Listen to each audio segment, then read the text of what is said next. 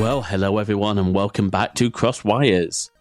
First of all, just to sort of say, if the audio from my side sounds a little bit different, that's because it is. I'm currently visiting family and I have my trusty Samsung Go mic with me, and I've discovered that a sock makes a wonderful little windscreen for this microphone because it doesn't have a pop filter built into it like the Yeti I have at home does. So hopefully it still sounds really good. We are also recording this entirely, well, I'm recording this entirely on an iPad.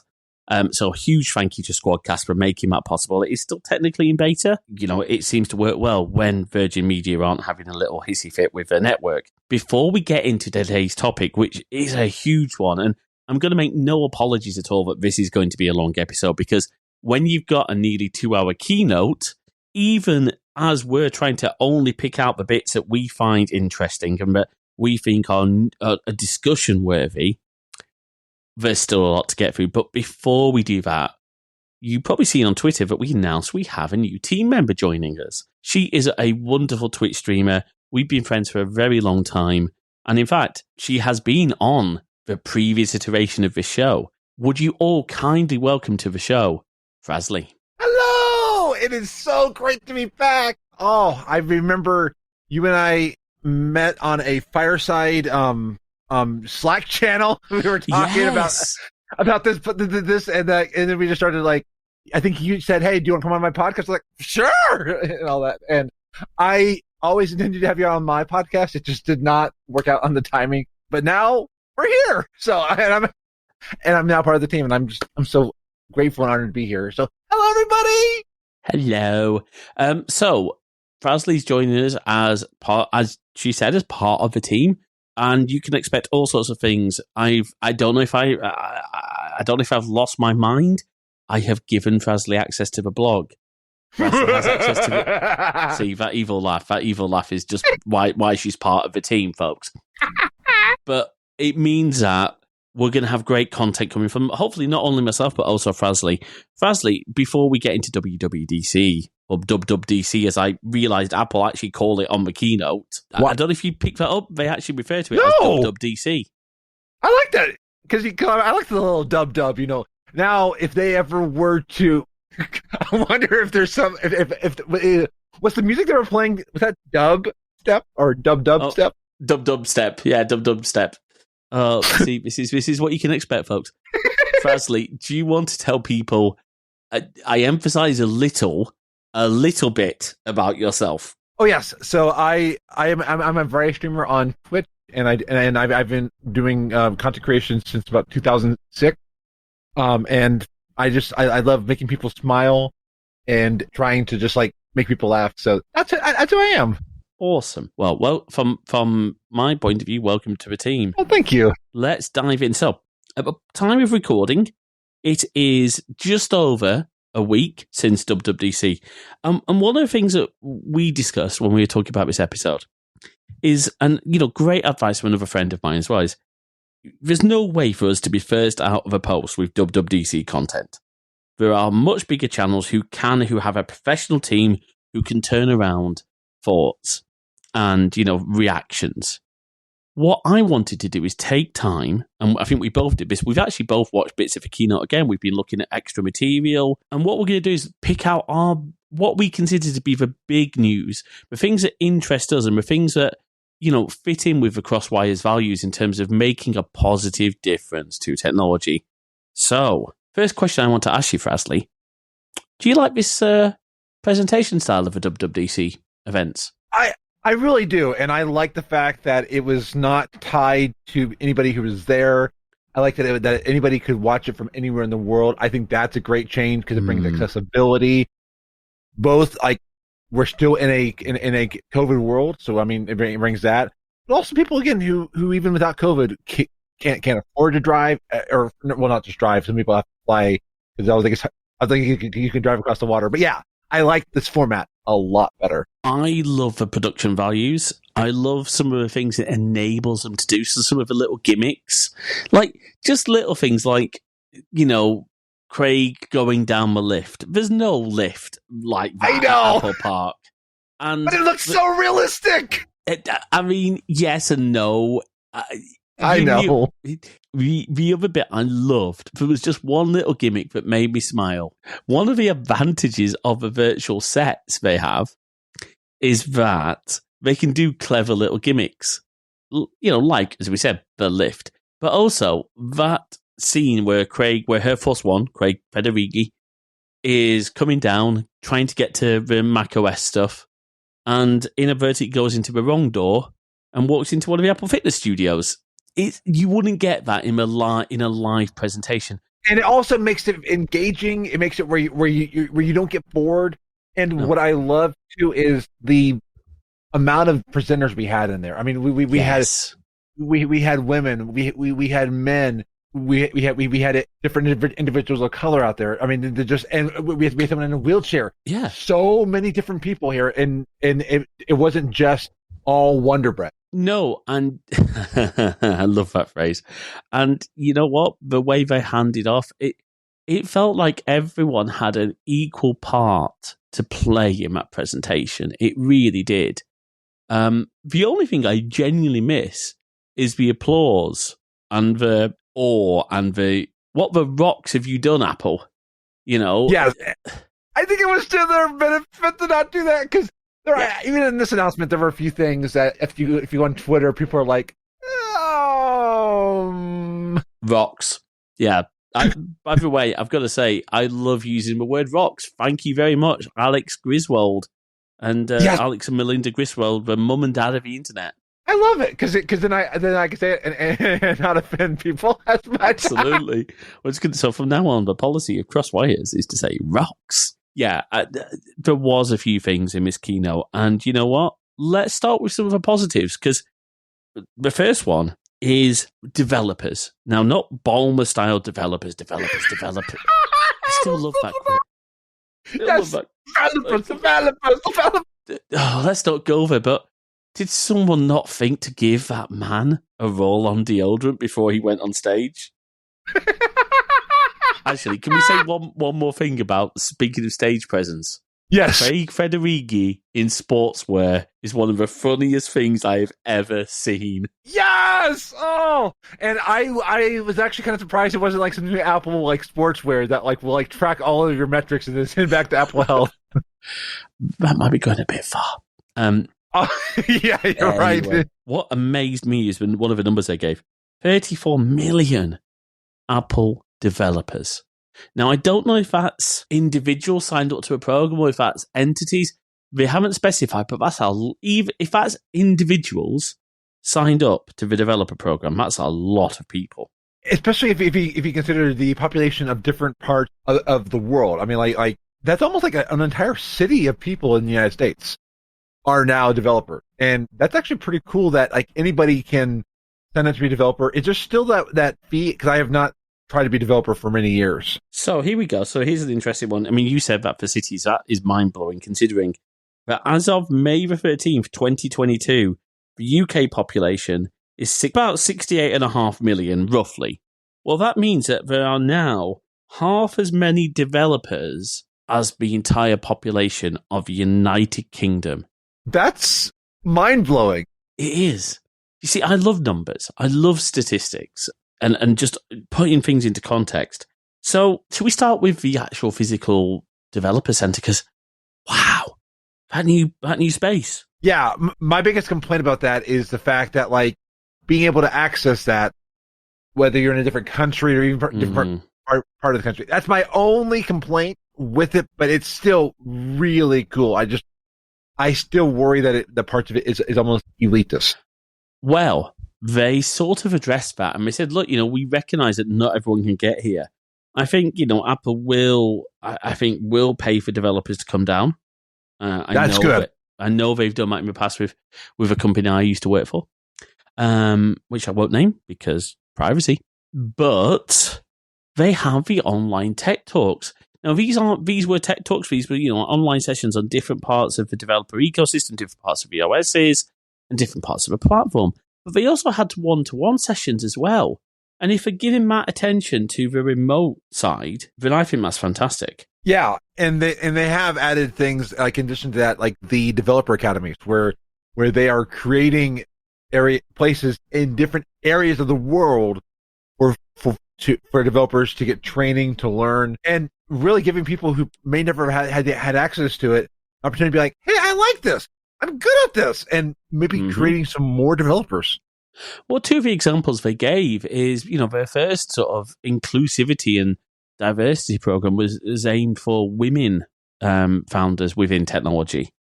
Because, let's be honest, computer science and development, ironically so, given some of the biggest names in computing are women, Yes. Oh, I'm going to get a name wrong. I think it's Sophie Turner. I'll have to double check that name. Editors, no, it was not Sophie Turner, it was Sophie Wilson. My sincere apologies. But she was partly responsible for the BBC Micro. Of course, you've got Ada Lovelace. And speaking of people who have done great breakthroughs, they also this last year had some programs for Black and Latino founders, and some of the best founders of even video games. One of the people for Atari was a Black creator, a Black individual who helped bring about video games. Yeah, we forget, and it's, look, as far as I'm concerned, and I think I speak for the entire Crosswires team here, there is no space for racism or for excluding anyone from a tech community.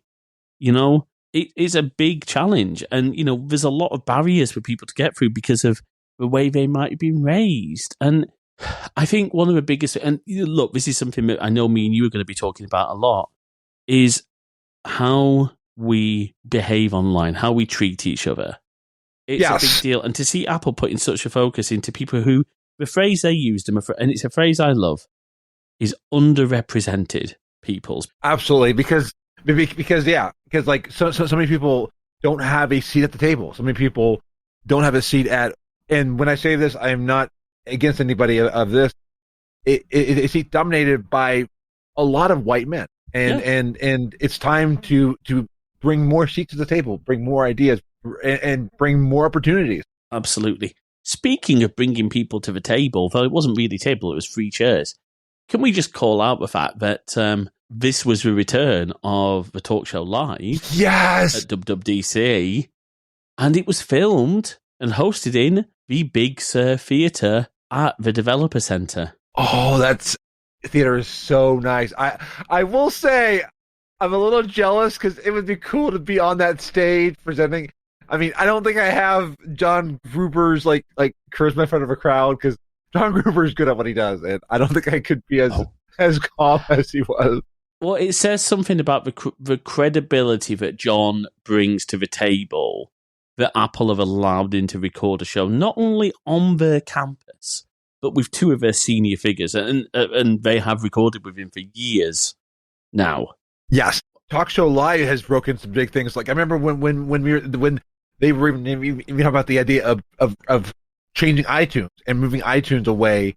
Talk Show Live had some things that they announced a little ahead of time. Yeah, and the guys are very honest. They will be honest and say, "Well, we can't talk about this."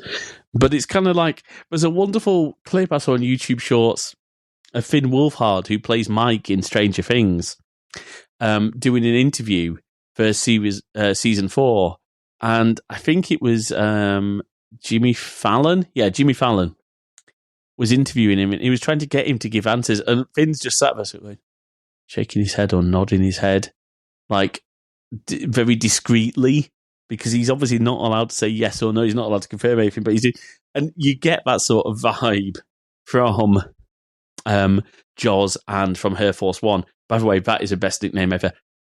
On the subject of Stranger Things, very quickly, because I know we've got a lot to cover, I want to ask yourself and the audience this question. If you're a Stranger Things fan, take a look at Dr. Brenner, played by Matthew Modine, and then think, does that look like a Craig Federighi who's really had a hard life? Oh my gosh! Does that mean that the entire Stranger Things season 1 was in the Apple campus?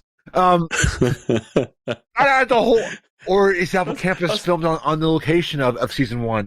Oh my gosh! That's not what I'm proposing at all. I'm just saying, if paths have been different, obviously Pop has had a difficult life. It is an alternate dimension. Oh my gosh. Oh, there we go. Well, we're starting fan theories here. Okay, but Popov is actually Craig Federighi. Yeah. Okay, there you go. Before we get into too much trouble for that rumor, let's move on because we really do have a lot to talk about. I want to say one final thing on the subject of developers. Well, Apple values its developers. Mm-hmm. Okay, it's evident, and even if, and we know that Apple have made mistakes with developers. There's ongoing things about monopolies, and are we going to talk about this in future episodes? Of course we are. We're going to try and unpack all of this. Even with those disagreements, Apple cares about its developers, and I think it would be foolish for anyone to say otherwise. Absolutely, because any of the things that we've seen are just some like policy issues, and Apple has to be very careful with the precedents that they set. I'm not trying to be like an Apple fangirl, but Apple has to be very careful what they set. So, well, you've hit the nail on the head there. Not just what they say, but what they do. They are a public company. They have to answer to stockholders. It's a very difficult balancing act because they could make the wrong move and wipe billions off their value because doing the right thing might not be the right thing. Absolutely, there was a video by Crazy Ken of the Computer Clan about how. About Mac clones and how Apple did allowed Mac clones for a while, and it was hurting Apple's bottom end, and Apple might not have survived in the same way that they did if they had continued to allow that to happen legally.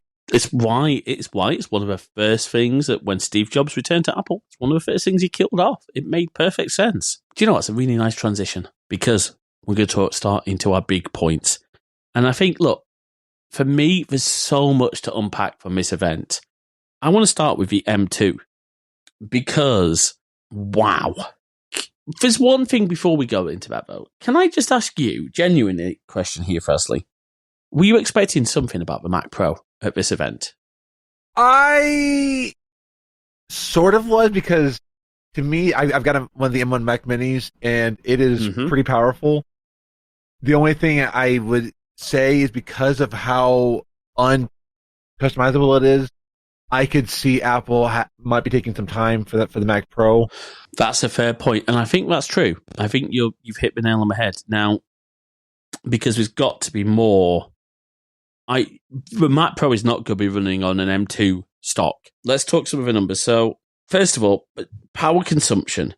So, the goal of Apple Silicon, certainly for the M series chips, is to have incredibly low power consumption and still put put performance out on the table. And we only have to look at some of these numbers. Okay, these are, I want to get this right, and I'm sure people will be commenting if I get this wrong. So on compared with a 10-core laptop chip, so this will be one of Intel's 12th gen chips, which is using the concept of performance and efficiency cores now. They have used that, but it's saying it is basically getting 1.9 times the performance, or hitting the peak performance of that chip at only a quarter of the power. Which is incredible because, I mean, if you look at what's going on with the Ukraine and the gas prices, energy is at a premium.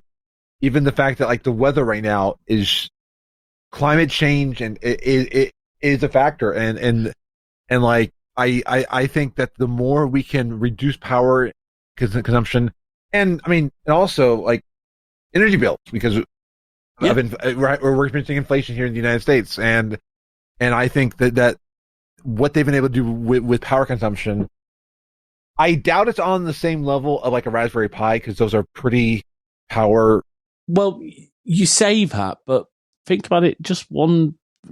You're probably not far off. Raspberry Pi will use a lot less power, but the reason that Apple Silicon can use so much less power is because it is an ARM-based design. So it's a reduced instruction set computing chip. There's one wonderful story from the creation of the ARM chips, because we've talked many times on the show about ARM. When they were developing the first ARM chip at Acorn, they had it all connected up, and they were seeing no power draw from a chip. But it was sat there running instructions. They'd forgotten to connect it to a test bench, to a power supply, but because of the way it was designed and it was so power efficient, it was actually drawing power from components around it and was still happily sitting there churning out instructions. Now, obviously, you couldn't do that with a modern ARM chip, but that's why they're so power efficient. They've been designed from the core to be power efficient. Intel and AMD's offerings in desktop computing are wonderful, and they have a very particular purpose. They are still mainstream chips. Gamers love the performance that those chips can give, but we can also see how much further an M series chip can go. Now, some more numbers for people. And I love numbers. 20 billion transistors on this chip. That's 25% more than the M1 had. 100 gigabytes a second of memory bandwidth, which is 50% more than M1. And now, with M2, any M2, now bear in mind we are talking M2, not any variants of M2, just straight M2 can do 24 gig of unified memory, which is just madness. Now, here we go. We've got some more numbers. Sorry. On the 12 core laptop chip, by the way, it's worth noting that it can hit 90% of the peak performance of that 12 core chip at a quarter of the power consumption again. That is... Is it a quarter? Is it a third? No, I think it's a fifth. I got the number wrong. It's a fifth. And I mean, think about the fact of like how much more this saves batteries. That like you don't because we're at that place where like batteries with the size Apple wants devices to be, batteries can only be so large, and there's a point of capacity, and the fact that they can do this, we're getting some amazing battery life. I mean, like on one of their next devices, the MacBook Air that's coming out, 18 hours of video playback. That's incredible. It truly is all day battery life and more, because video playback is actually quite draining on the system, but it's actually something that's in the M2 is this whole video decoding hardware. Because Apple can control everything from the CPU, because this is a whole system on a chip, so it's CPU, GPU. Because they control everything, they can optimize so much in this thing. Look, it's incredible the performance that they are getting from these things. Like, let's talk about the MacBook Air, because that is the first product they're putting the M2 into.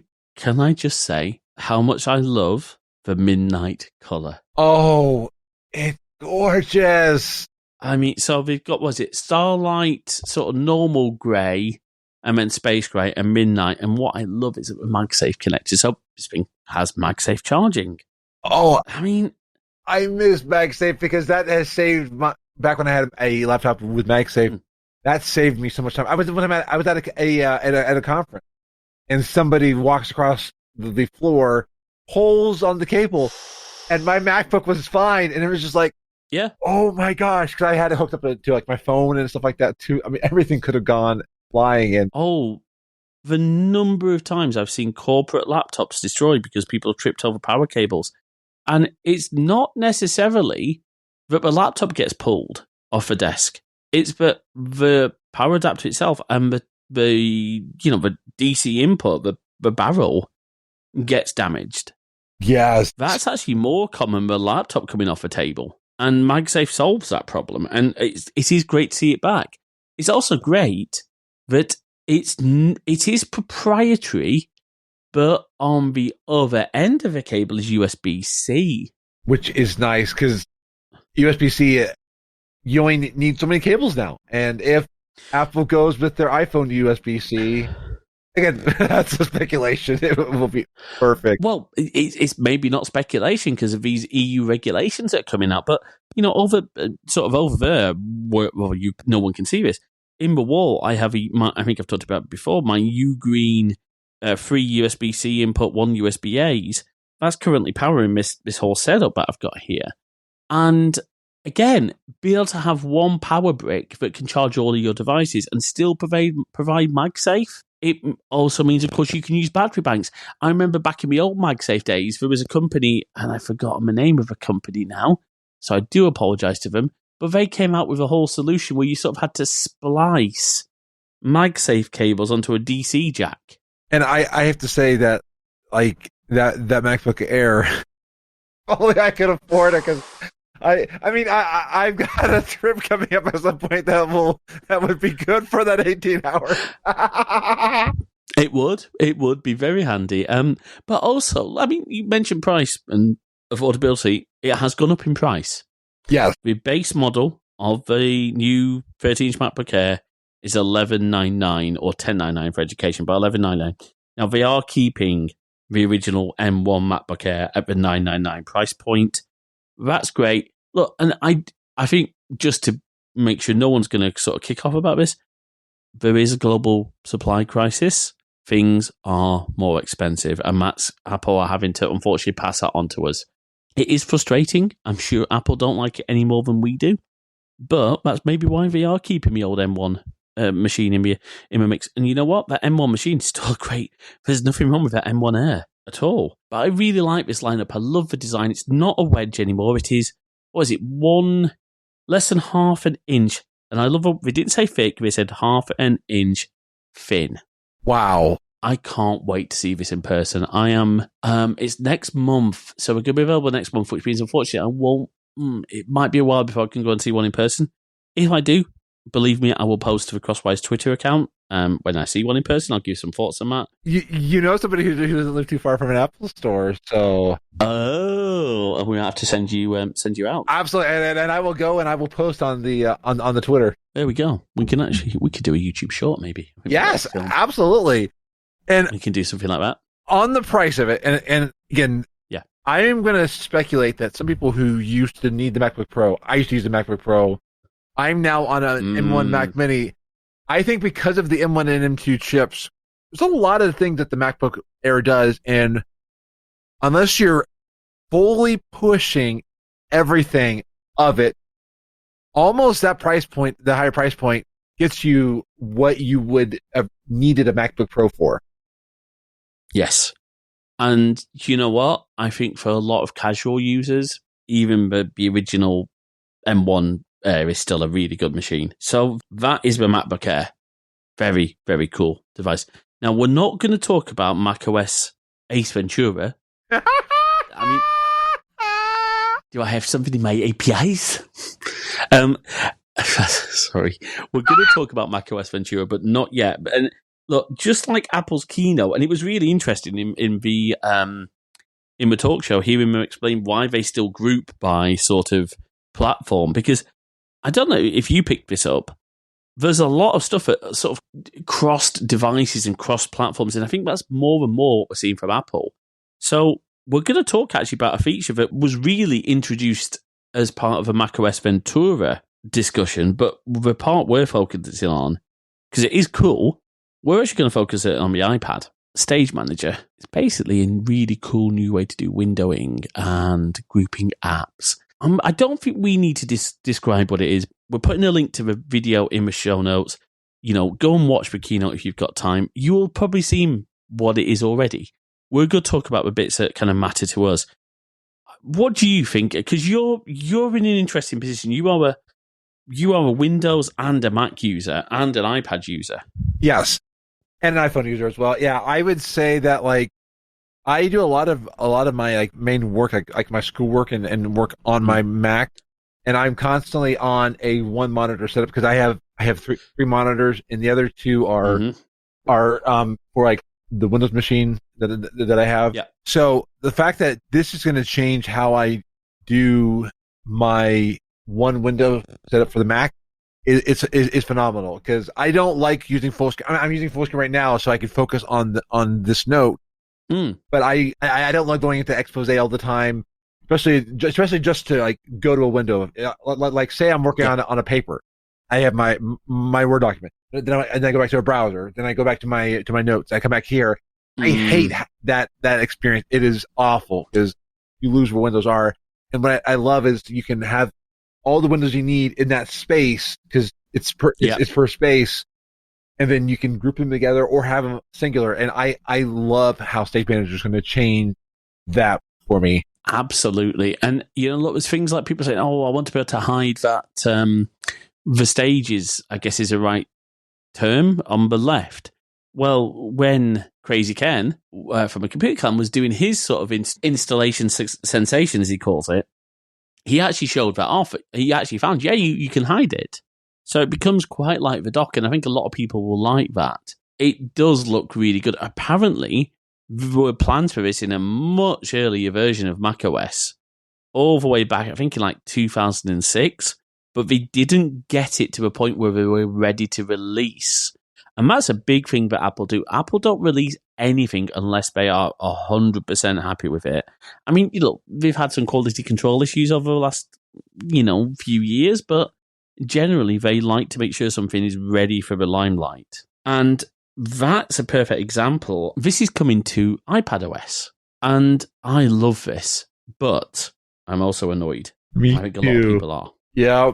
It's an M1 iPad feature only, which means that only the 5th Gen Air and 2021 iPad Pro or later can support this.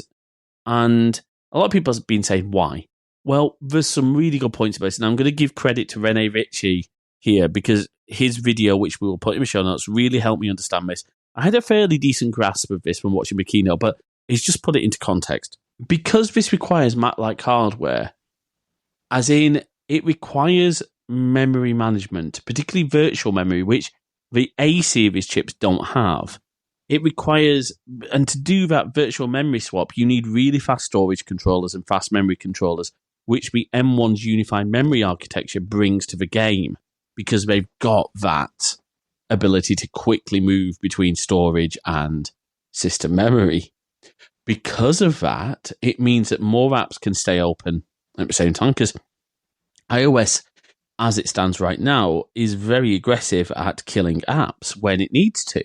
And whilst we have things like slide over and split screen, at the most you're going to have 3 apps really running at once and visible on the screen. And we can see that. Now, what I do want to say is, although anyone on A-series iPads, which this includes the base iPad and anything prior to the M1 introduction, is not going to have this. We still have some really half-decent, pretty decent multitasking stuff. This is the one area that you're not getting. And you know what? I'm actually, after realizing how this all works and what it requires, I'm okay with that, because doing it on something that didn't have that virtual memory swap facility would probably give a horrible experience, and that's not something Apple want. They've learned that lesson, because I seem to recall, and I think it was around my iOS 5 days, they put iOS 5 onto devices that just weren't capable of really running it, and users suffered. And please correct me if I'm wrong, I think it was iOS 5. I genuinely think it was iOS 5. If I'm wrong, yell at me in the comments. The other factors to consider here, of course, is that as well as the ability to do the memory management, there's one big factor. The M1 enabled iPads have Thunderbolt 3 and USB 4 controllers, and they can handle external displays properly, know how to scale the resolutions, and have more memory bandwidth, more connectivity bandwidth to power those displays. But Frasley, hearing all that, are you less grumpy about it? I think I am. I'm jealous, I think is more of a word. Absolutely. At first I was going to say, rocks me, and all that for having an A-series iPad. But now it makes sense. And knowing why, I'm a little bit more realistic as I get older, and I'm like, it makes sense. Because, and I don't blame Apple for not wanting to give a bad experience, and not wanting to spend the development time to try and emulate it, because technology moves, and absolutely. For now, it'll be a feature I can't use, but there'll be a day I'll have probably like an M85 iPad. I mean, I'll have one of the new iPads, and I'll have that feature. So it's one of those. I see it now. I won't get to play with it for a little while, but hey, it's okay. Yeah. So speaking of device support, I didn't put this into the plan, and we're going to come on to a really much more important story next, which you're going to take the lead on, firstly, because it's something I know is very, very important to you. But before we do that, let's just talk really quickly about devices supported by iOS 16, iPadOS 16, watchOS 9, and macOS Ventura. So for the iPhones, the cutoff point is now the second generation SE and the iPhone 8 and newer. They will support iOS 16. I don't know if Apple are going to do the same thing that they did before, where they issued security updates, but they did for iOS 14. That hasn't been announced. They didn't make any sort of news about that. So PSA, if you're on an iPhone 7 or older, or first-gen iPhone SE, it is time to start considering an upgrade. And you know what? Refurbed iPhone 8s, great devices, honestly. And the new iPhone SE, great. If you can justify the cost of an iPhone SE, I really recommend that as a product. And then iPads, from what I can tell, basically, it's now the 5th generation iPad and newer. All iPad Pro models are still supported. And I think it is the 5th generation mini and later. I need to double check my mini, but we'll put a link to all of this in the show notes. And then for the Mac, pretty much it's going back to 2017 for most things, apart from obviously the Mac Pro, because that needs the 2019 Mac Pro. The Mac Mini needs for 2018, and I think the MacBook Pro is 2018 or newer as well. Which makes sense. And as somebody who used to have a 2017 MacBook Pro, that thing was limited in some of its power compared to the 2018, because it was the first one to add in that the touch bar, different things. Oh, yes, you're right. Now, it's worth, of course, noting that that on the Mac side is a little bit different to iOS in terms of security updates. Typically speaking, I don't think this has ever been set in stone by Apple, but generally speaking, they support the current version of macOS plus 2 previous versions in terms of security updates, which means if you have, so I have a 2017 iMac at home, still supported, but if you've got an older device or one that's missed the cutoff, you've probably got at least another 2 years of security update support. The other thing that's worth noting is that they have not yet completed the Apple Silicon transition. And until they complete that transition, until they stop selling Intel Macs, they cannot abandon Intel machines from a macOS standpoint. And adding on to the security aspect, they are going to also be installing security updates on iOS separate from the big updates. Yes, that's right. You've hit the nail on the head there. They're going to be pushing those out much faster. That's a really good thing, because I think a lot of people get hesitant about iOS updates because of misinformation about, it could crash your system, it could wipe your data. An iOS update hasn't done that for a very long time. But also, if you just don't have the time to update your device, you shouldn't be missing out on security updates. And well done, Apple. This is a big deal. But speaking of security and safety, I know that after we watched the keynote, you flagged this up as this is a big deal. Apple seem to be really doing well on privacy and security and safety. There's a lot of stuff out there. But this one is something that I think is really important. But firstly, tell us what have Apple done and what does this mean to people, do you think?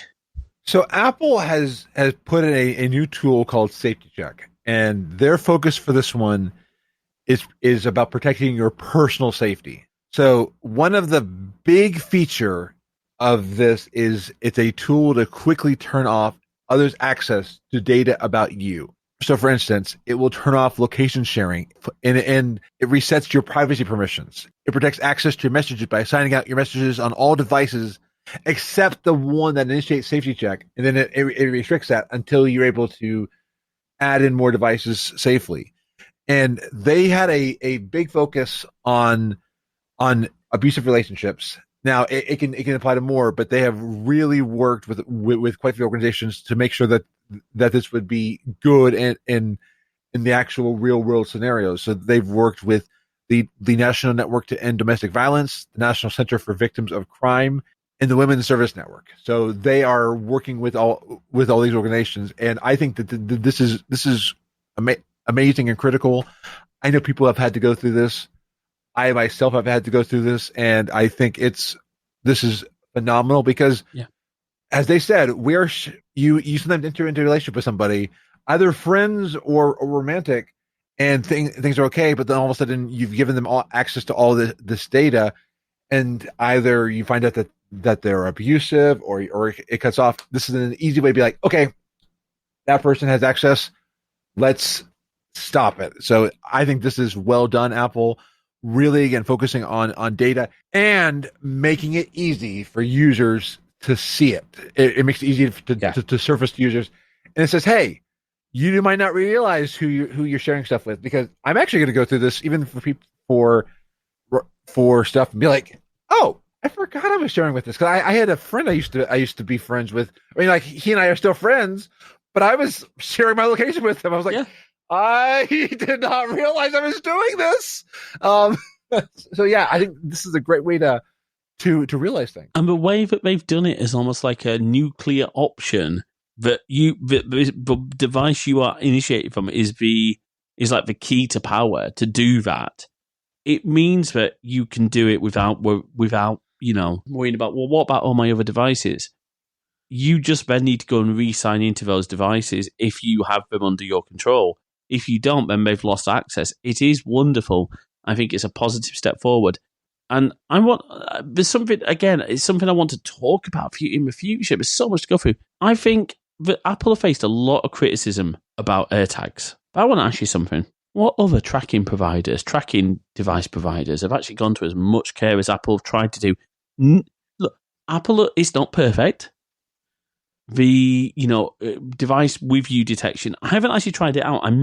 I am hoping to do a test run of it tomorrow, intentionally. So we're going to visit other family tomorrow. I'll be separated from part of my family just for a short period while they go and do something else. And I'm actually pressure washing my granddad's driveway. So if I don't come back, it's because I've made a bad job of it and he's done away with me. So if you don't if this episode never makes it out, Frasley will know why. Yes, I'll come find you. But I want to try it out because I will intentionally put my AirTag in my mother's handbag and see if she gets alert. I'll say to her, look, obviously I put this in there. What do you see? By the way, that of course will be with consent. I would not do that. I do have, just for complete transparency, I do have both my parents on Find My. They have me on Find My because it is helpful, particularly when I'm traveling to visit them. They know when I'm getting relatively close on the train. And, I said to my dad earlier, actually, what we could do is set a reasonable geofence around the train station that I'm actually meant to be arriving at. And we know how long it'll take you to get there. So once I hit that geofence, you can then leave to come and pick me up. So there are benefits to location sharing, but I do think Apple have done more than most. And whilst I think there is certainly room for improvement, I think it's unfair, some of the criticism they've had. Absolutely. And the fact that people go after Apple and not other companies. Absolutely. I think that's fairly common, especially in the privacy stuff. So that's Safety Check. Awesome feature. I hope that none of our listeners ever need this feature. I genuinely hope that for you. But if you do, and you're an iPhone user, it's there. I hope it helps you. Yeah, it's nice to have a feature that will be available no matter what, because when you need it, you'll be glad it's there. Absolutely. So watchOS 9, some really cool features, most of which we don't really... It's not that we don't care about, it's that we don't use them. I do activity tracking on my watch. I do workouts, but most of the workouts I do are like walks. Maybe the odd bit of Apple Fitness Plus if I'm feeling in a good enough mood to do it and don't feel like an absolute idiot bouncing around my lounge trying to do HIIT. Honestly, I would love to see that. I would love to see that. I think we could make a lot of money showing that. Honestly, I think I could do a whole YouTube episode. But point being, watchOS 9. Look, there's some features. Let's be honest. Myself and Frasley do not care about sports at all. Nope. So one team wins, one team has the ball, they give the ball to the other team, everyone goes, woo! Yeah, no. Exactly. And I don't really care about that. I do care about fitness. I do, I'm trying to get more into shape. But actually, likewise, the biggest feature of watchOS 9, and it is coming to iPhone as well, is actually medication reminders. Now, I'm not going to tell you exactly what medication I take, and Frasley is not going to do the same either. but we both take medication for various things. And you know what? They have times that they should be taken. They should be taken at different frequencies. You know, you could use reminders to remind you to take your pills. I've done that before. But the medication reminder stuff for adding to watchOS and to iOS is really good because, first of all, it makes it easier to add the drugs and supplements and vitamins you're taking. The cool thing that I forgot that they'd announced when I was rewatching bits of a keynote today to prep for this episode is you can scan the label of your meds to add them. Isn't that fantastic? That is, and it makes it easy because then you don't have to worry about trying to figure out stuff. Because trying to get all my medications into different things has been a nightmare. And then there's the challenge of brand name versus drug name. Yes. Oh, it's a big thing. It's a big thing. For example, and not to get too, I hope you've all had a nice, pleasant meal if you're eating with this, but a very common drug, Imodium, which people will know what it's for. Well, if you say to a doctor, I want Imodium, and say, oh, no, you want loperamide. It's a medication for a certain runny condition, shall we say. But yeah, the actual drug name is loperamide. And similar, some, I'm revealing a little bit about what I take, but everyone knows I've got an eye condition. Some of the eye drops I take, they have a brand name, but the drug name is very different. It's also very hard to pronounce. So being able to scan with the labels is brilliant. But not only does it do that, it also looks at drug-to-drug interactions. That is incredibly hard to get right. I speak from experience. I have supported a e-prescribing app before for a very complex area of medicine. And getting drug interactions right is difficult because the data there, you either have to build it yourself or you have to pay a lot of money for access to these libraries. Well, that's what Apple have done. They've partnered with Elsevier to get all this drug information. And it's wonderful. It's going to check that, maybe the pills you're on for one condition don't interact or don't have any harmful side effects because, what was it, 250,000 hospital admissions in the US each year are because of drug-drug interactions. I didn't know that, and that's a sizable amount of hospital admissions. I don't know the figures for the UK on drug-to-drug admission rates in hospitals. I don't think my data is going to be easily accessible from the NHS somehow. But not only are they doing drug-to-drug, the one that really interests me is alcohol indications. Because there's a common, I don't want to say myth, but there's a common assumption that you can't drink alcohol full stop if you're on any kind of medication. Well, that's not always the case. Of course, you should always check with your medical practitioner.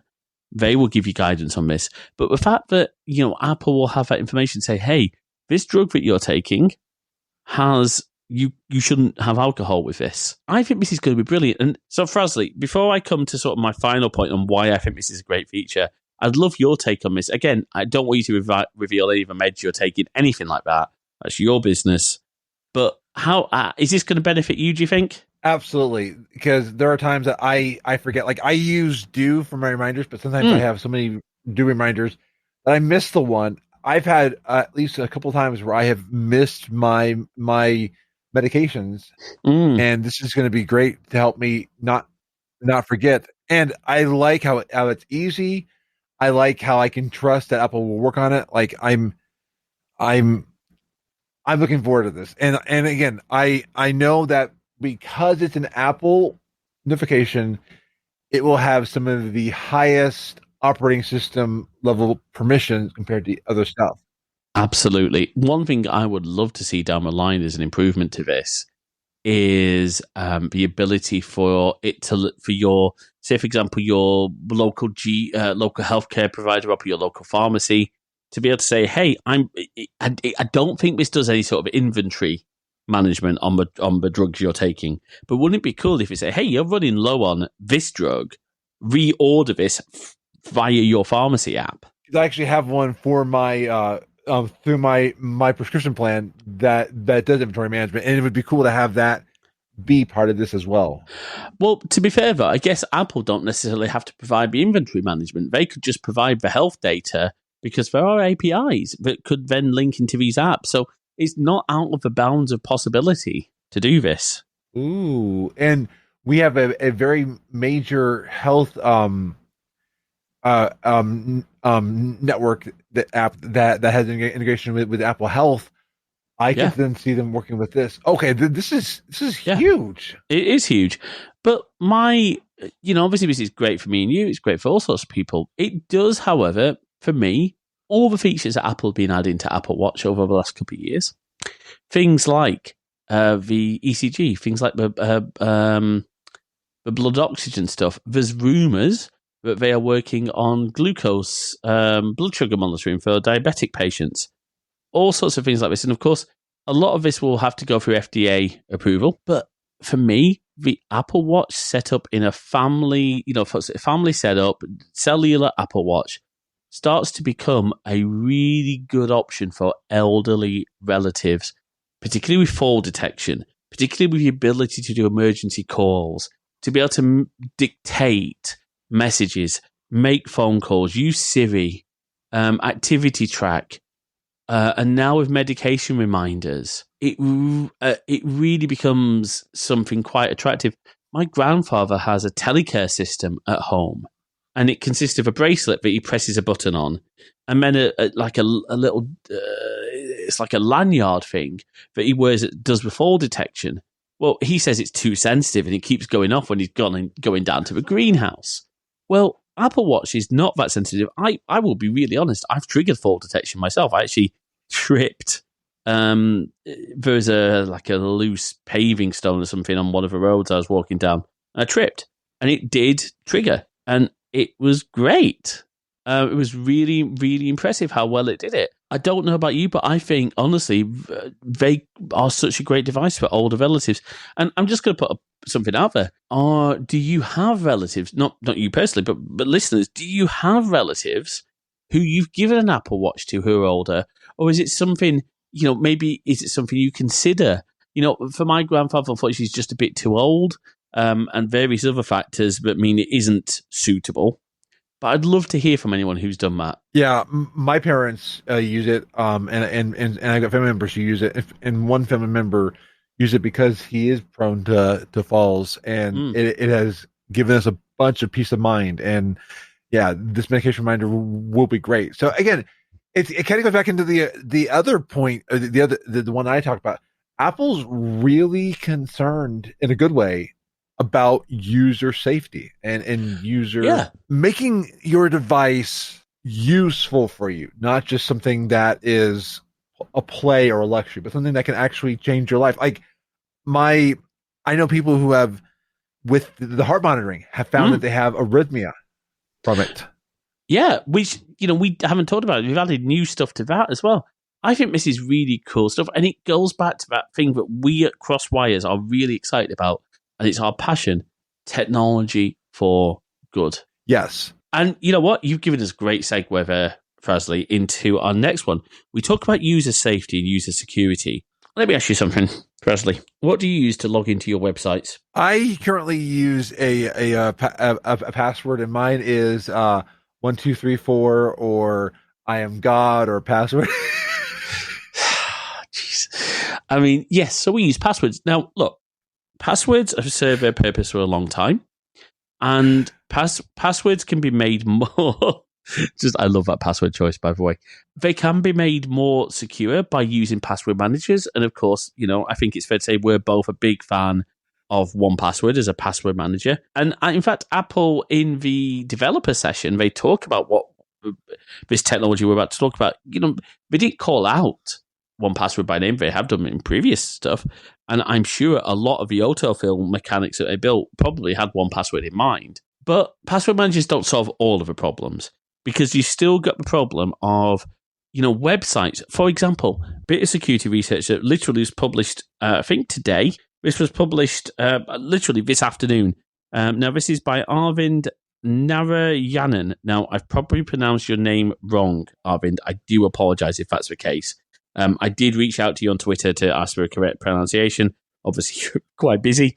But basically, looking at sort of the security best practices for passwords and how they did a survey of 120, we reverse engineers 120 popular English language websites, and only 15 of them follow the guidelines. Things like, checking for not guessable passwords, or things not in the dictionary, not limiting character choice, all that sort of stuff. All the things that in fact, let me pull up the things. Let's see. So the security researchers basically don't allow users to use passwords that appear in leaked and easily guessable passwords. Provide real-time password strength, so an indication, look, this is a good password or not. And then don't require specific characters. Don't force, you must use so many of these. Those are the current guidelines. And it's scary. There's going to be a link to this tweet and obviously the thread in the show notes, but it means that passwords are still flawed. And it's why we have to use things like multi-factor to add additional layers of security to those passwords. Look, let me ask you this, Fasley. Do you ever get frustrated at, all the different, the password requirements? The fact that you do have to have a different password for every website, and some of the absolutely bonkers multi-factor options out there. Oh yeah, because there's no standard of multi-factor. There is, but not everyone complies to it. That's the problem. Exactly, and like I have to use I hate the fact that I'll even take work, for instance. I don't want to speak too much because I don't want to divulge too much of their security, but I hate that I can't, for instance, just have one password that I use everywhere. I have to remember a specific password for work that I use all the time, and passwords just become clunky. They get in the way. And one thing that I'm very impressed with is that this is not just an Apple specific technology. This is, so what we're talking about here is passkeys. Now, this is, as I said, this is not an Apple technology, but Apple are implementing it in Safari and doing a really nice job of it. Basically, it is something that's been done by the FIDO Alliance. Now, this is not your dog care trust. This is the FIDO Alliance who handle authentication. They're behind WebAuthn, and passkeys is part of WebAuthn. So the nice thing is, if you're a server admin, if you're a web app developer, you just need to support WebAuthn to support this. And Apple's developer session, which we'll link in the show notes, has some really good examples of how to actually set this up as to say how to do this. We've got an example in JavaScript. We're actually giving JavaScript examples in an Apple developer video of how web devs can support this. It's fantastic. And I hope more and more enterprises use this, because that would just make things easy for developers and everything. I mean, it would just make everything much simpler. Yeah, absolutely. But so the basic concept behind it is that it's using public and private key authentication. Now, here's a little bit of behind the scenes stuff. This ain't our first attempt at recording this episode. We actually tried to be early to the game last week. And should we just be really honest here, Fasley? Neither one of us were happy with the results of our last recording, were we? No. It was fun hanging out with you, but no. It was. It's always fun. It's one of the things I love about doing this show. Be it a member of a team like yourself or a guest, I always have fun recording these episodes. In the last recording, you made a really good question. Oh, is this like the Discord QR code sign-in link? Because you rightly pointed out, Fasley, hang on a second, if that's how it's going to work, that makes it not very secure, because if someone's got that QR code, they can sign in. Well, no, it's not like that. The QR code, first of all, is only used if you are using a different device to sign in on another device. So, for example, you're using the biometrics on your iPhone to sign in on, say, a friend's computer or a device without... Now, the one thing that I'm unsure about, and I couldn't find anything on this, so anyone who knows, please do let us know. If you have a Mac that does not have biometrics, which, incidentally, is probably why Apple have been so keen to put Touch ID onto as many Macs as they can, and why probably those new Apple Silicon iMacs and Mac Minis can come with a keyboard with Touch ID. I think that makes a lot of sense. I could see on the biometric Apple Watch, because Apple is doing a lot with the Apple Watch. Oh, you make a really good point, because actually you can already do that in macOS. So, for example, even on my non-biometric equipped iMac, I can use my Apple Watch to say, hey, prompt this system prompt or whatever. So the question is, if you don't have any biometrics or don't have an Apple Watch, is your device password enough to authenticate a passkey? I don't know the answer to that, so we'll see. But if you have biometrics, I think it is preferred. And the idea is it's all done through public-private key exchange.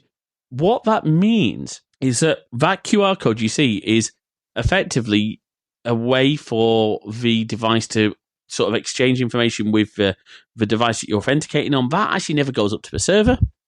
But when you're doing the authentication session, what's happening is that it's doing a public-private key. So it does the public key sends a challenge, and then only your private key can come up with a solution, not the public key, which means it gets very complex, and you have to understand a little bit about how public-private key works. But at a very basic level, it means that your private credentials, the equivalent of your password, even though most good websites will salt and hash it, it can still be reversed. They are not stored on the server you're accessing. The private key is only on your devices and synced through iCloud. And, iCloud, well, we trust it for iCloud keychain. This is huge because it takes away one of the biggest flaws in passwords. Data leaks from websites. I do want to put a counterpoint on, or a only part that concerns me. I trust Apple iCloud. However, that does... we already put a lot in iCloud anyway. That does make iCloud the vector of attack. That's and on Crosswires, we look at the ethical side. That's the biggest concern now I have with that. But it's the same with trusting 1Password.com with your data. That is very true, and I'm sure, and there are measures to prevent those passkeys from being used sort of fraudulently. I would imagine they are also tied to specific biometrics. I don't fully understand it, to be honest, but it's a valid point. I'm pretty sure Apple have this nailed. It certainly means you're right. The point of attack becomes iCloud. I would imagine there will be something that is protecting that from happening, from being an issue. You know what? We'll try and find out. We'll try and find out some more information about that because it's a really good point. So that's passkeys. It is going to, of course, be supported on all Apple devices. They are part of a huge alliance, which means it looks like, by the way, that 1Password are going to be offering the ability to have passkeys in 1Password.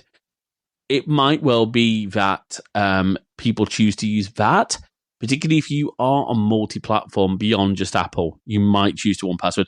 There's been no announcements yet other than 1Password are now part of the FIDO Alliance, so they are part of this, and it's really cool.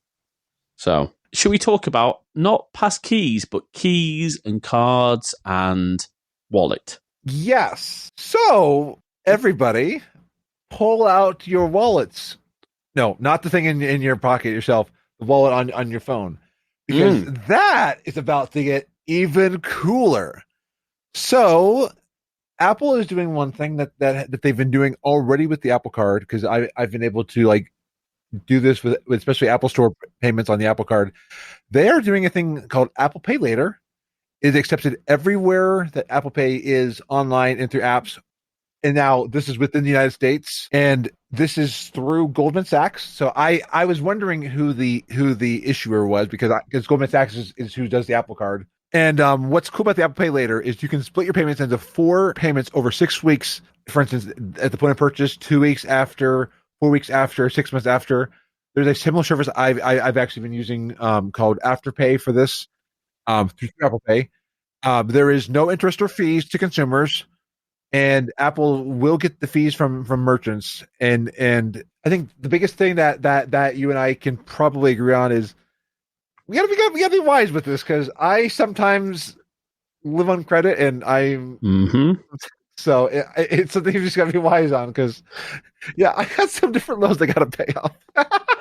Absolutely. Look, and if you have if you can guarantee that you'll have a cash flow, this is absolutely fine. Now, it will probably require, what we call a soft credit check, which makes a lot of sense. But this is really cool. Now, I'm guessing the reason it won't work in store payments is because there's not a brokerage at that point. You're just doing a contactless NFC payment. So where Apple Pay is supported, the transaction goes through Apple first. It makes a lot of sense that it's only supported online and in apps. It is really cool. It makes perfect sense, unfortunately, but it's US only because we don't have the Apple Card worldwide. And that's because there aren't those relationships yet between Apple and, say, a UK bank or an Australian bank, etc. So that's why it's US only. I think it's really cool. I particularly, if the example they gave is, you can buy that new espresso machine. Fantastic. I love my coffee. One day I would love to be able to spend £500 on a really good espresso machine. My problem is I have to use a different service to spread out my payments over a little bit more than a few weeks because 6 weeks. That means I obviously have interest there. So absolutely. So the fact that this is zero interest, this is not designed to as long term. This is just a handy little feature. It's cool. In a similar way, though, what they're also doing is, and we announced this earlier this year, but tap to pay again, US only, and working with many merchants. So one example they said is working with Stripe, which means the Shopify POS app will work with this. Is for any iPhone newer than the XS, you'll be able to use it as a payment terminal. As a contactless payment terminal. That's really cool because I actually have a friend who she does her purchases through Stripe, so she carries a Stripe card with her. Yeah. And now you don't have to worry about charging another thing. You can just do it on your phone, and you and the person know it's secure because it's going through that merchant directly. That data never touches anybody's hands, and I think that's partly why Apple is being so controlled on it instead of making a function of iOS itself instead of just being a thing that NFC AppStick could pull into. I think it's wonderful. I think this is not, by the way, designed for person-to-person payments. You'd use, Apple Pay Cash or Venmo or something like that, or PayPal for those. This is great examples. Your friend who runs her business, your local barber. My barber shop. The way they work is that each person, whoever comes in and whoever's free takes the client, unless, of course, you've got a preference. But they then have their own card reader and may take your payment on their card reader. Well, this is perfect for that. Maybe your gardener. After the pandemic, I think a lot of us, I've always been very keen on cashless, but I think a lot more of us are becoming cashless. Contactless was already a big thing here in the UK. I know it's lagged behind in the US, massively so compared with the UK. We had a huge push from our banks. It was nice. I forget where I was. I was somewhere and forgot my purse, and I just used my phone. So it was incredibly nice. It is fantastic, and we talk about some of these lreally cool features that are coming. The other cool stuff they're doing. Look, I don't want to spend too much time on this, but things like that they added in the last, last year or so is the express transit feature on watch and phone, which means you choose a Apple Pay card, and when you go to supported transit networks, you just tap your watch or your phone onto the contactless reader, tap on, tap off. Start and end of your journey. I use this on the London Underground on the tube. I just tap my Apple Watch at the first gate line, and then tap off at the last gate line, and it bills, just as any contactless card would. It was wonderful. They do have Transit Pass support in Apple Pay. It does seem rather limited. It's not in the UK at all. We don't have any of that. I will say, if anyone from Apple is listening, please work with some of the the councils and stuff here that do the bus passes for people with disabilities. Because of my eyesight, I have one of those. I would love that just to be an Apple Wallet. I would love that because it is just an NFC card. It isn't a transit pass, so it doesn't require topping up. They are talking about, being able to get reminders now of when your balance is low on transit cards. It does seem like it's very popular in China. I looked at, the transit cards you can add. It's huge in China. What's your experience of sort of Apple Wallet and transit? I was able to use Apple Wallet for flying one time because I actually flew and I was able to. I had my Southwest airline tickets in Apple Wallet, and I just showed that to TSA, and they let me through. We don't yet have IDs, so I still have to carry my ID. Certain states here have ID support, but not all of them. I'm definitely excited for the day that I'll be able to try a transit thing. So because that sounds like a really cool thing. Just again, and one less thing for somebody to try to steal on the on transit. Because of course. If they take your watch, it stops useless. because because it doesn't have the authentication. I want to touch wider on why I like Apple Wallet, because it's not something we've talked about before. One thing I love is being able to put travel tickets, as in you talked about flight tickets. Well, on most of my rail journeys, because I use the Trainline app, they have a feature where you get the e-tickets where available, and you just add them to Apple Wallet straight from the Trainline app. I've got things like my Costa Coffee reward card in there. When we had to have COVID passes, that was added to Apple Wallet. I like Apple Wallet as a whole thing. I have multiple cards in there. I think it's fantastic. And I just want to see more and more improvements. And one thing I know I cannot do this because I'm currently in a apartment that does not let me change the locks, but oh yes, Apple Wallet has added keys and support for keys for smart locks. Well, you can now share a key via messaging apps and also know who has access to your key as well, so you can revoke access. But it's really cool to be able to say, "Hey, here's my key, open my door," because much better than giving someone your actual key, because then they can't copy it because you know where it is. Because so many grocery stores around here have key kiosks, which is scary. Key cutting. Yeah, key cutting stuff is scary.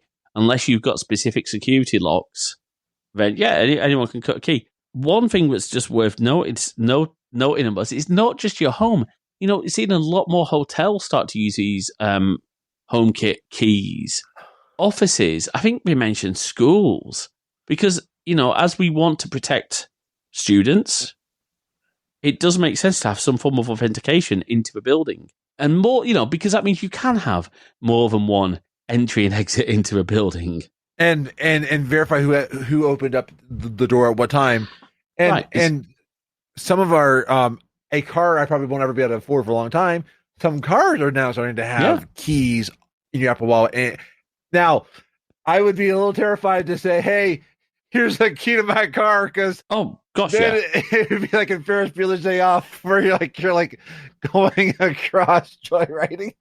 You wouldn't do that, James, would you? You wouldn't do that to my car. No, of course I wouldn't do that. No, not at all. Hey, we missed something out. Order tracking.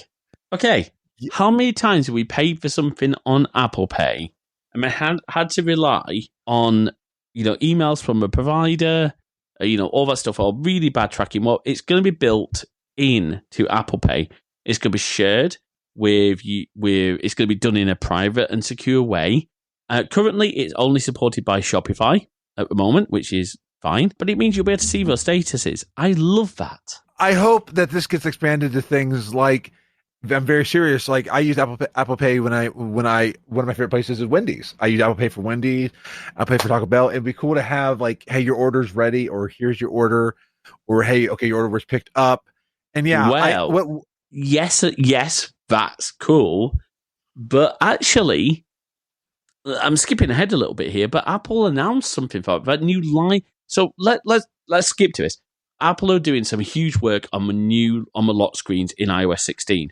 We'll talk about personalization, but one of the things they really showed off was these new live activity notifications. So for an app like Uber Eats, Deliveroo, or Just Eat here in the UK, rather than getting 10 notifications, as Vasily just said, your order's in the kitchen, your order's been cooked, we're adding the salt to the order, we're putting it in the bag. I'm hungry now. Oh, the temporary workers just spat in your burger for some reason. Oh wait, no, we should have sent that notification. The drivers at the restaurant. The drivers sat outside having a quick cigarette. Sorry, I do apologise if you work in that industry. But the point is, these live activity notifications are ideal for that. I don't think order statuses are necessarily meant for the sort of thing we're talking about here.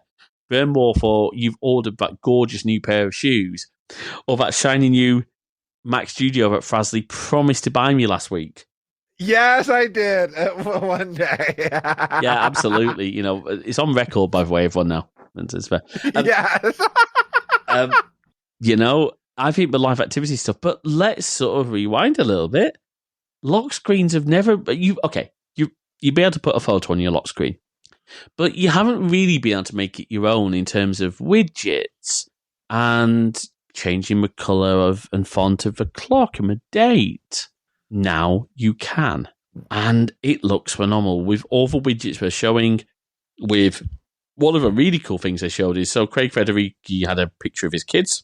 And with stuff they've added to it now, you know, in this new live text thing, where you can, you know, get the subject of a photo out of the background, he could just move his kids down a bit to add complications. And you can have like the date and time behind like parts of a photo. It looks incredible. The edge detection looks, I've seen tweets, it looks phenomenal. Phenomenal? Yeah, that's the right word. Phenomenal. It looks amazing.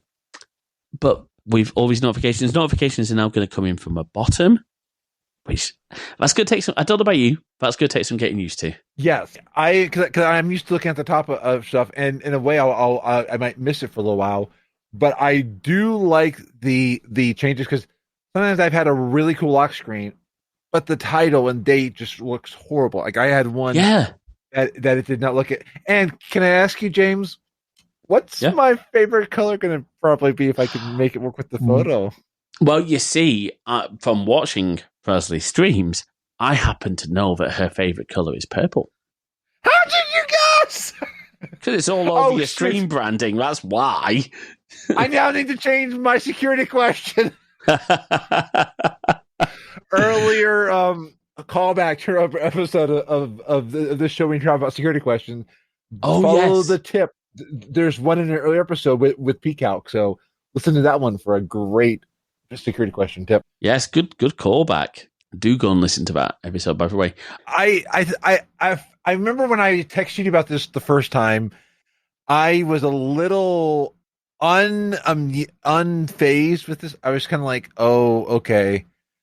Until I saw what it could do, until I saw how it's like the lock screen and stuff like that. That's when I realized, because Android I've had some friends who have shown me some incredible Android lock screens, and like our home screens aren't exactly all the way that I would love. I would love some of this stuff to come to the home screen at some point.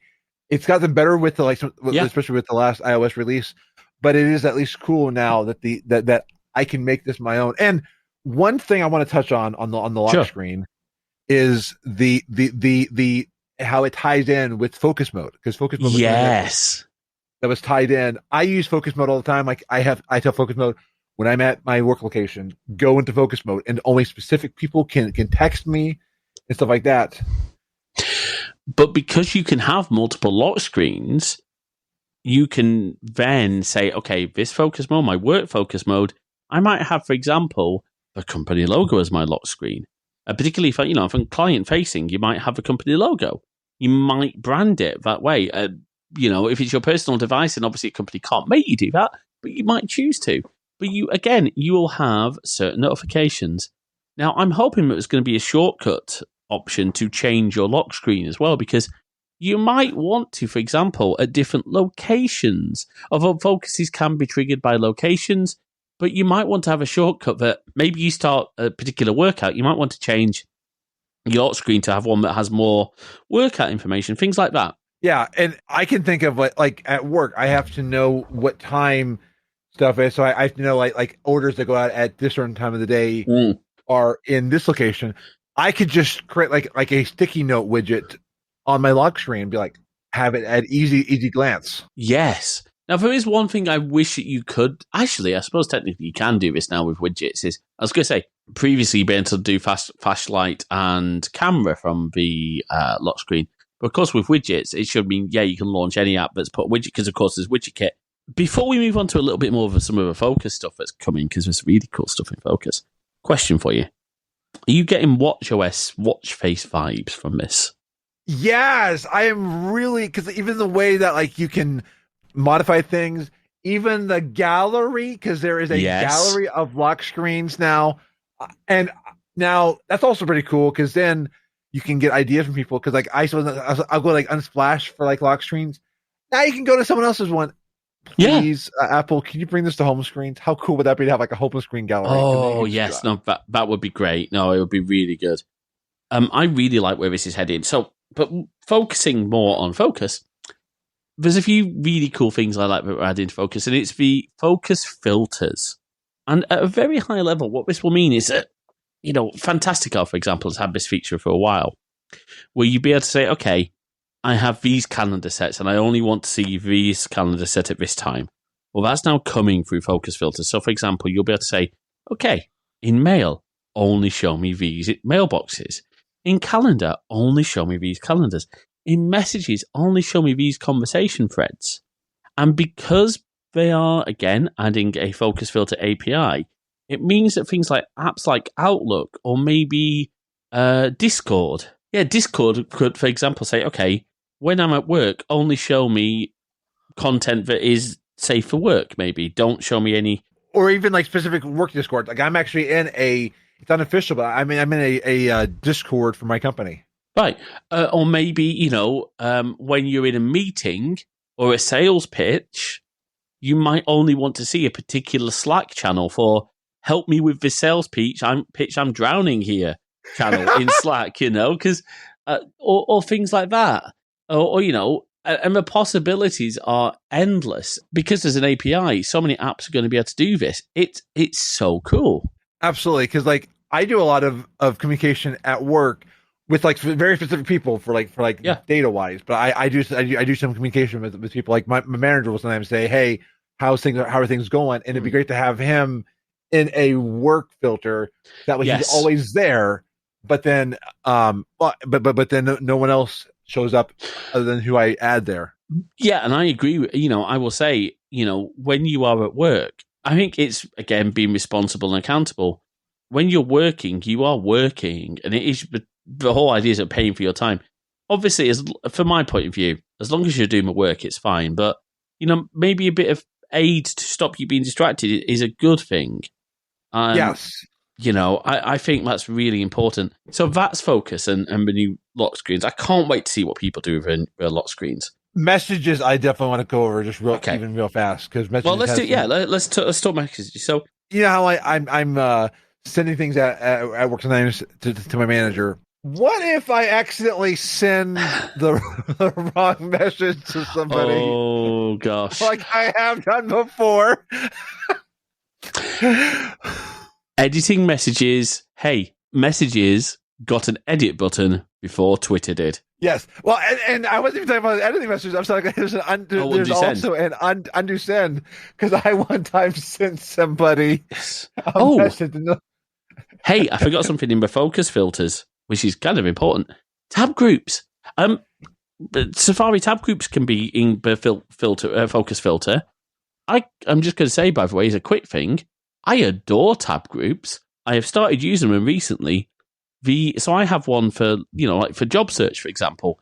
And because they, unlike the other tab groups, so like the default all tabs or, default tabs, those don't sync between devices, but tab groups do. And it's really cool. We'll talk, actually, one quickly. Hey, shared tab groups in this release in Safari. I can see that being huge for collaboration. We talk about messages being used for collaboration. Shared tab groups is going to be fantastic. Absolutely, because like looking at even like one of the examples they showed with like trips. Like say you're going on a trip with somebody, be like, hey, what do you think about this? What do you think about this? That is absolutely brilliant. Hey, so we're talking about undo send and editing messages, preventing embarrassment. One thing I will say on the undo send, it does look like this is an iOS 16 feature. So early reports show that if you send to someone an earlier version, you'll get a warning say, hey, or try to do unsend. You'll get a warning say, hey, they might actually still be able to see this. So it will at least warn you about that. That's good. And I'm glad that they're trying to warn stuff. And yeah, the editing messages. The one thing about the editing messages I wonder is because editing messages scares me.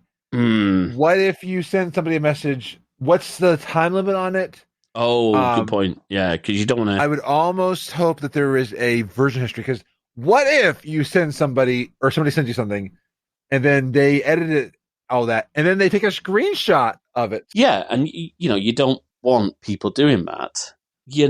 I think there is some potential. So, look, this is all still being fleshed out. Hey, speaking of messages, those times where you might not be able to do a FaceTime call, but you still want to share play? Yes. Like you might be in a car trip with your family and you want to, watch an episode of something with your best friend. Well, now you can do share play in messages. Which is really cool, because in that way, you can still watch stuff together. Oh, I love that. I love that. Isn't that exciting? I mean, I really like share play. Look, we've got not enough time to go into all the collaboration stuff, but can I just say how excited I am by some of the collaboration stuff that are being announced? Apple are really pushing forward on this, and I love some of the direction we're heading. Should we talk about the thing that I think we're both really excited about? I know we're excited about everything, but there's two big things that I think we need to sort of discuss. And the first one is something I know we're both... Well, I'm excited about both, but I think we will both get a lot of use out of. Continuity camera. Yes! Oh. For someone on an M1 Mac who's using a webcam.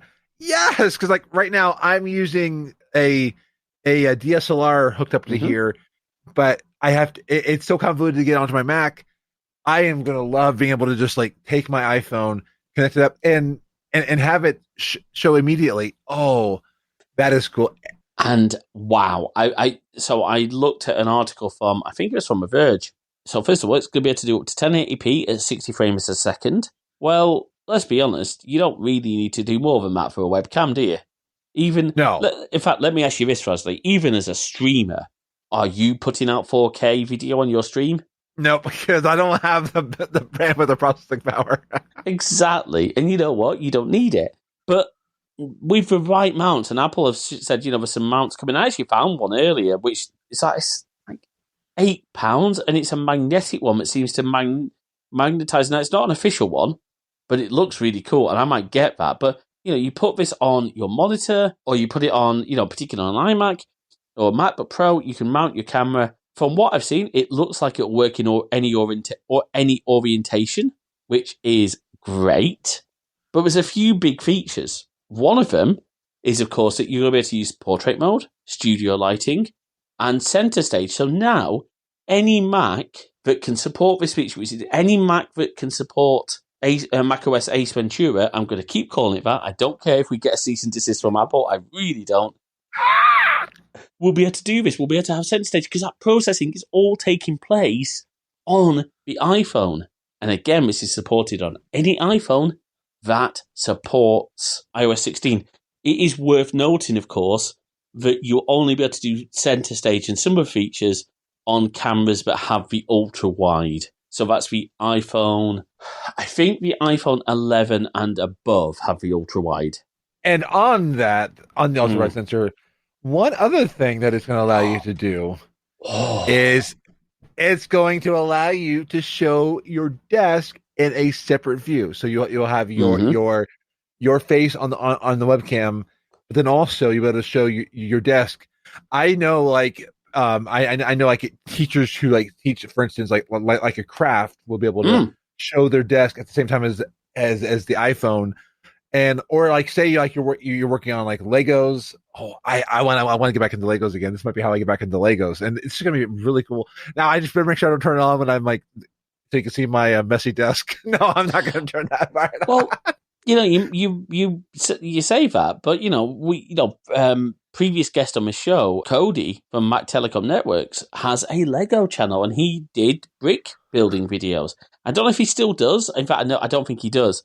But the whole build, but you could do that. Now, this is using really clever technology to basically it's de-keystoning the image to give you, a proper view of the desktop. That's incredible. Yeah, and Apple's always done like special magic with some of their stuff. I mean, even center stage is magic that they're doing in that regard, and it just shows some of the ingenuity Apple has. And again, how Apple utilizes the software and hardware together for a lot of features. Absolutely. I'm excited about this. Looking at the Verge article, controlling the center stages in use, portrait mode is all going to be done not through the app. So app developers aren't going to have to adopt anything, though it looks like they might have to adopt something for desk view. It's unclear.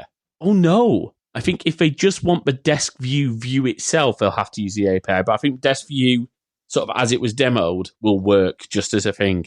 But there is an API for desk view. And hopefully things like Zoom will utilize the desk view as a. Zoom have already said they are. Nice. Zoom have already said they're going to allow for that, which is really cool. Very excited about this. Let me ask you this. Obviously, on the Mac side of things, this is effectively Sherlocked, Epoch Cam, Droid Cam, and Camo, various other apps. Obviously, they will still stick around for Windows users. So, firstly, let me pitch something to you.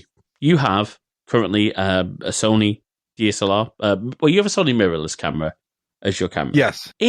And we haven't even touched on this yet, but we saw some great news on Metal 3 and things like No Man's Sky and Resident Evil Village, which is not my kind of game, but I know it's a popular game. Oh, Lady Dimitrescu. Oh, yes. And they just announced and update the DLC. I could geek out, but this is not cross gaming. No, but it is something we'll talk about.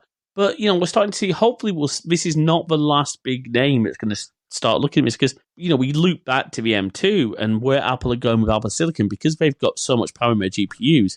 They talk about being able to do effectively what is super resolution scaling for Metal 3, which is going to be part of macOS Ventura. But let me ask you this. If someone handed you an iPhone 13 Pro, a reasonably powerful Mac to run the games that you want to stream, and said, okay, that is now your streaming machine. You can't use a Windows PC again. Could you see that in the future being something that streamers like yourself could do? Yes. And in fact, I've actually known some Mac streamers who, if they had some of this technology, would have been great. Because, with the fact that, the M1 and M2 Macs are way better at their performance and everything, mm-hmm. I could see this being something. And obviously, you will need, and Steve Ballmer will be here, you need developers.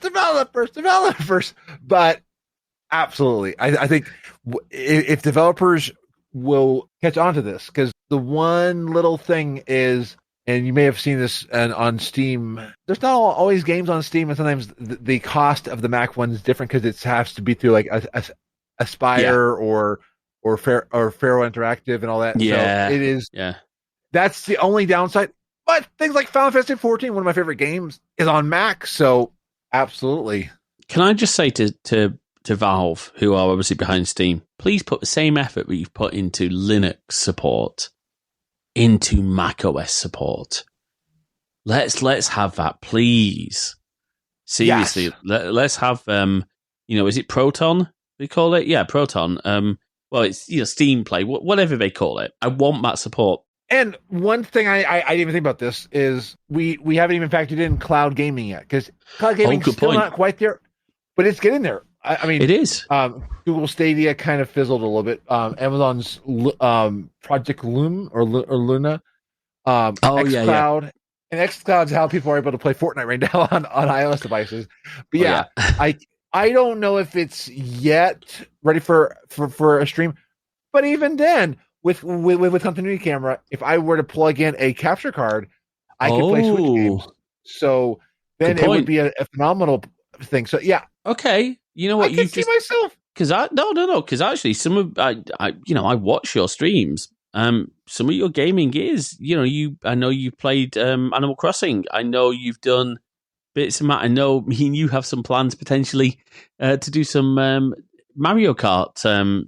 Yes. Streams. Look, Crosswise is not a gaming channel. I would have to think seriously about the branding for my stream, but I don't know. Crosswise gaming could work. Maybe crosswise gaming. I mean, you can always come over to my stream. So I mean, and then I can beat your butt inside of Mario Kart. you think that's going to happen? Do you? Honestly? Yeah, no, I do. No. This says the man whose nephew, and I won't reveal the age of my nephew to avoid my embarrassment, beat him roundly at Mario. Actually, he's pretty good at Mario Kart. He's very good at Mario Kart. He's also embarrassingly good at Super Smash Brothers as well. Anyway, that's a whole different thing. Continuity camera, I'm so excited about, and it just shows Apple. I'm really excited about this. It shows the beauty of having different Apple devices. I know it's part of their lock-in and into the ecosystem. I mean, it's why I still have in my Mac, but it shows the beauty of it. If you combine your Mac together with an iPhone, it's beautiful. I mean, and I could see this coming to iPad at some point. I could see it coming to a future iPad release. There's probably a reason why they don't have it yet right now. But imagine, I mean, I know that the iPad has it, but imagine taking an iPad and then using the front-facing camera, and using the back-facing camera of an iPhone, and then take the processing power off of the iPad and do some really cool things. I think this shows a amazing future. It does. It really does. Speaking of future, I think the last thing I want to touch on is what they teased for CarPlay. Yes! Okay, so look, just full. The only way I'm ever going to be a car owner is when we have fully secure and safe, no driver intervention required, self-driving. That's the only way I'm going to be able to drive. Unless, we get Geordie LaForge style eye implants, that sort of thing. Or Apple does contact lenses. I'd pay for those, by the way. But you are a driver. Now, you don't have CarPlay at all right now. No. I mean, does your car even have a stereo? It does have a stereo, but fun fact, I have a Spotify car stick, which is kind of like an Apple Play, and it's plugged into the CD player because it has a little mount that goes into the CD player on my thing. So I'm using a streaming service hooked into my car through the CD player. Wow. Is that using an aux input jack then? So it mounts, because there's no way it could read, but yeah. It's Bluetooth. So the CD, it mounts into the CD player, and then it uses my car's Bluetooth. And fun fact, I'm using Echo Auto. Oh wow! Okay, wow. I'm disappointed in so many ways. But, okay, so look, I've seen CarPlay. A few of my friends have got CarPlay in their cars as it stands right now, and it is a great system. One of the things Apple highlighted though is that at the moment it is just limited to the infotainment system. What they showed is a friend of mine called it the takeover of the car by CarPlay. This is everything. This is the dash display. And for what I saw in the keynote, they're not just it doesn't say, your car must have these displays to be compatible. It looks like they're adapting it, to any sort of display layout. They gave examples like a whole display across the entire dashboard, passenger and driver side. Or, like the Tesla huge vertical screens, that sort of thing. Of course, Tesla are not a CarPlay adopter, and, I know that causes a lot of frustrations for Tesla owners. But this looks incredible. The fact that you're going to be able to personalize your driving experience, you're going to be able to integrate with your car's hardware to tune the radio, to manage the temperature and the aircon, to probably do a lot of other things as well. That in itself is cool. But first of all, as a driver, are you excited for what this could be? Absolutely. I'm excited for the fact that I could now keep everything all in one. Like my iPhone will hold all my data, and any car that I go into that has CarPlay capability instantly will securely put that data into that car, and then it's gone. As soon as you unplug, you're wiped. And then the dash, I think one thing on the episode that we talked about last time that you talked about, and something I want to see, if you can modify the font size on the dash, that is a huge accessibility option. Because it looks like you can't. Okay, great. Because that goes into the fact, I even saw on the CarPlay that they showed, you can customize the background, customize the colors of it. this looks like an incredible way to bring personalization to your car. And again, what color will mine probably be primarily be? You're just going to be purple. But things like, on a driver dash, you might decide, I want my navigation as the focus with a big, speed gauge. Be able to check fuel status through your iPhone. Fantastic. But you hit on a big thing there. Now, apparently Tesla already has this functionality. Car preferences in the car can be set via a pair of Bluetooth devices. It knows which one it is, which is really cool. But I think iPhone, CarPlay will take it further again. But now, I'm assuming this is the case. We don't know. What happens if you do? Now, if you move between two models of the same car, it makes sense, but it would be maybe the same setup. I wonder if it's actually going to be where in CarPlay, you will have different connected cars with different preferences. That would be cool. Where because then you could have if you have a business or work that allows this, you could have your work mode in your work car, and then you can have your regular car. I only have one car, but yeah, that would be really cool. And I was thinking, what if it the fact that it has access to the car? Some cars I know will change the driver's seat automatically for it.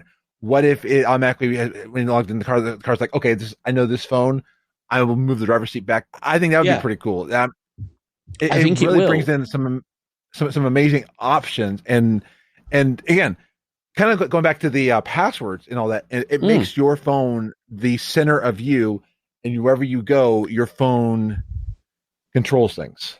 It unlocks your car. I mean, I've heard of people going to rental cars with CarPlay and how they log in and the car automatically has they need, because we all have. I've been on, at least I've been into a rental car that has somebody else's Bluetooth on it, and I even sync some of their I didn't think it even synced their contacts. I was like, oh, I could call Becky Sue. Right, exactly. And I think a big part of this is, again, this, making the iPhone a center. I'm really excited for this. I'm not probably going to see it myself, but it's really cool. Just to loop back to our numbers thing, because we like our numbers on this show. CarPlay, as it stands right now, is currently available on over 98% of cars sold in the US. I assume that means new cars sold. And 79% of US buyers will only consider a car if it comes with CarPlay. That says Apple are doing something right. Mm-hmm. It really does. It's really good to see so many car makers doing this. You've got Ford, Land Rover, Mercedes, Jaguar, Nissan, Polestar, Honda, Volvo. That's an interesting one, because I was watching an advert recently for the new C40 Recharge, and they prominently promoted Android Auto, so I don't know what's going on there. I am going to guess, because I know a lot of those manufacturers that have CarPlay, they also support Android Auto. Oh, yeah, true. Okay, fair play. I don't know what that'll mean for that, but here's a question for you, firstly. Is this the Apple Car product, or is there still an actual Apple Car in the works? Oh, still an Apple Car in the works. Because you think so? Okay. The way that they closed off this segment, we have a lot more to show you down the road. Okay, yes. Yeah, I think, but the fact that they're going to make this for other platforms, for other car makers as well, is really cool. I think we have, being really honest, I think we've hit all the points we really care about. There's so much more in all these new OS releases that we could spend a lot more time talking about. But I don't know about you, but I think we've hit on the points that we care about. Unless there's anything that we've missed that you think, hey, no, actually, we should really talk about this. Yeah, no, I think that, because there's a lot here, and with any big release of Apple product software updates, some of this stuff will change by release. Yep. Some of the stuff we'll find new things. We'll have things that'll go missing by the end of it. But I think overall, I think we've touched on it, and I have at some point some concepts I would love, because I see where I can see where Apple's going to go in the future. Yes, I agree with you on that. One thing I do want to say, and this is just sort of public service really, is right now the developer betas are out. If you are not a developer and you do not have a spare device or devices to test this with, don't install. for developer betas. They are betas. I saw that tweet. Just okay. This thing is beta. You do not need this. First of all, there's a few things. Don't expect your apps from your favorite developers to be ready or guaranteed to work. If you're running mission critical stuff, you should not be ever running betas. Seriously, don't do it. When the public betas come along, it's then, you can make that call. I personally never run. Actually, that's not true. I think I ran the